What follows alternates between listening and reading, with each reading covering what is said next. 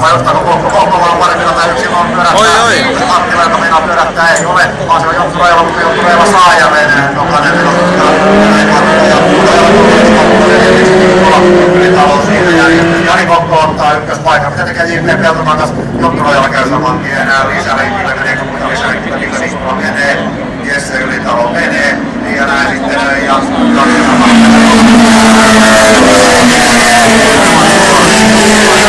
Nikkola ja Jesse Ylitalo.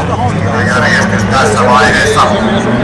Kolmospaikasta käydään kiivasta taistelua. Jonkkurajalla J.P. Mattila on tällä hetkellä kolmospaikalla. Jonkkurajalla lähtee haastamaan kilpakumppanuksen. Joka miesluokan puolella nämä kaverukset ovat taistelleet keskenään. Nyt taistellaan rallycrossin, taistellaan Super Rallycross Santa Crossin A-finaalin voitosta.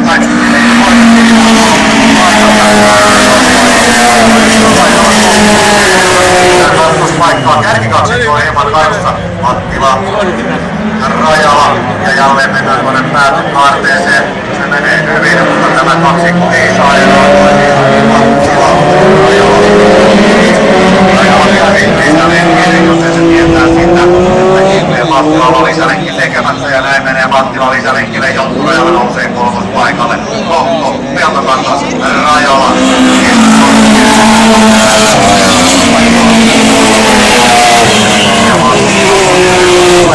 On käynyt myös jonkun lisälenkillä.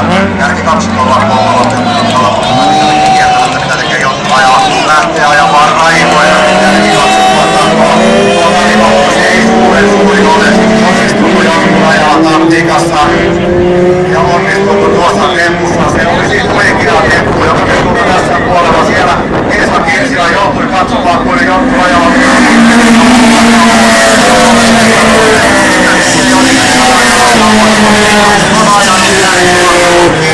Otto Peltokangas edelleen ykköskakkospaikalla, mutta Rajala on tullut aivan kimuun. Ollaan viimeisellä kierroksella, puoli kierrosta lakkaa maaliin. Peltokangas menee lisälenkille, niin Jonkkurajala pääsee voittamaan, mutta Otto on maailmasta vai onko? Ei ole!